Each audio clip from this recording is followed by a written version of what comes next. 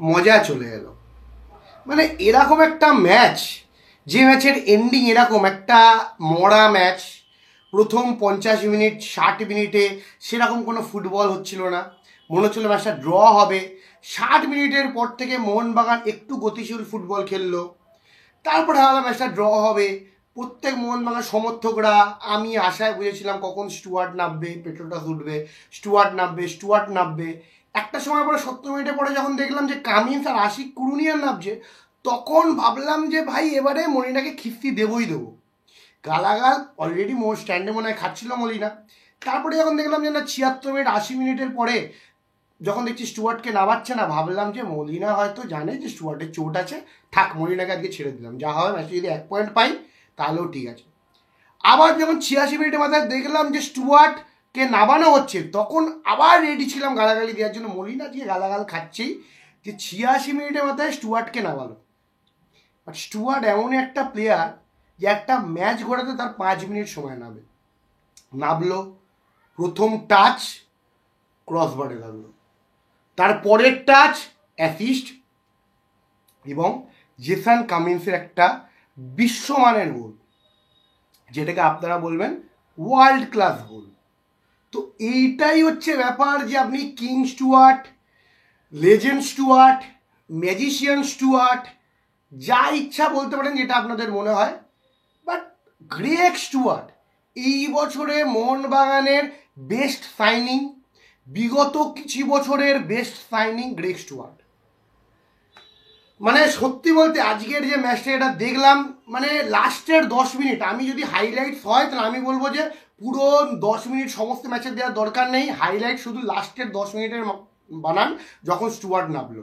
গোটা ম্যাচে এমনটা কিচ্ছু হয়নি দেখানোর, আপনি জাস্ট লাস্টের 10 মিনিট করুন যেখানে স্টুয়ার্ট নেমেছে, পুরো গোটা ম্যাচটা চলুক 86 মিনিট থেকে 96 মিনিট পর্যন্ত, মানুষ মজা পেয়ে যাবে।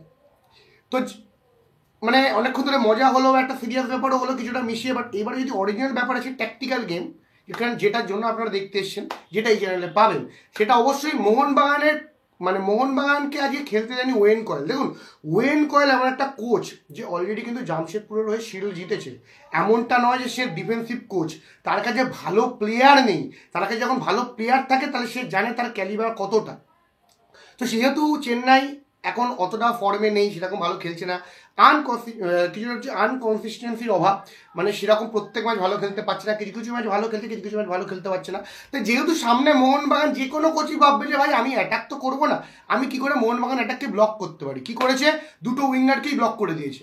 মনবীরকে দুটো, একটা রাইট ব্যাক এবং একটা লেফট ব্যাক, যেখানে মান্দারাও দেশাই, তার সাথে ইরফানকে জুড়ে দিয়েছে, তুমি একে 2-1 করবে, 2-1 বিট করবে, একে খেলতে দেবে না।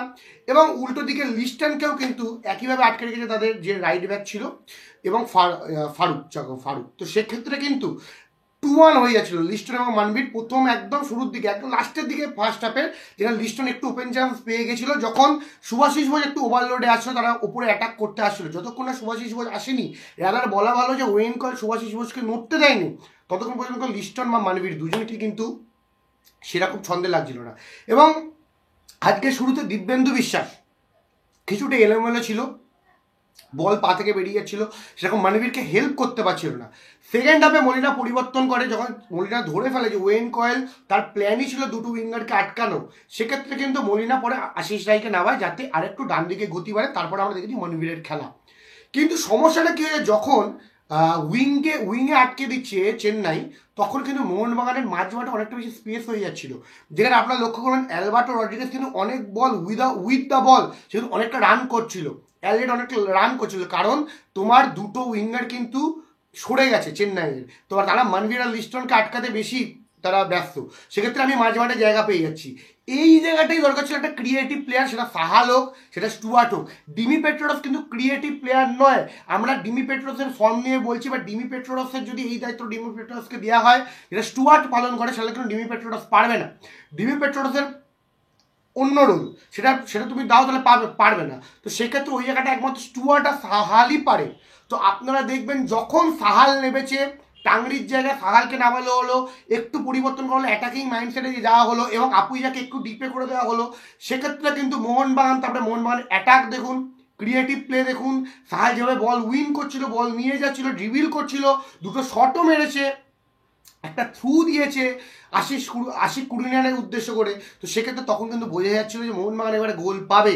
বাট আমরা বলছিলাম না যে মানে হয় না সব কিছু ঠিক থাকে, শুধু তরকারিতে নুন দেওয়া বাকি থাকে। সেটাই স্টুয়ার্ট এলো, তরকারিতে নুন পড়লো, তরকারি অসাধারণ খেতে হয়ে গেল, 10-10 মোহনবাগান 1-0 গোলে জিতলো। স্টুয়ার্ট নামার পরে থেকে যে কটা বল ধরেছে, সে 10টা বল ধরেছে, 10 মিনিটে সে 9টা বল ধরেছে, এবং 9টা বলই একদম ফরওয়ার্ড, মানে গোলের দিকে গেছে, থ্রু বাড়িয়েছে, বল হোল্ড করেছে, ড্রিবিল করেছে, দুটো বল তার বারে লেগেছে। মানে মানে বলে না যে একটা প্লেয়ারের এমন হওয়া উচিত যে 5 মিনিটে ম্যাচ ঘুরিয়ে দেবে, স্টুয়ার্ট হচ্ছে তাই।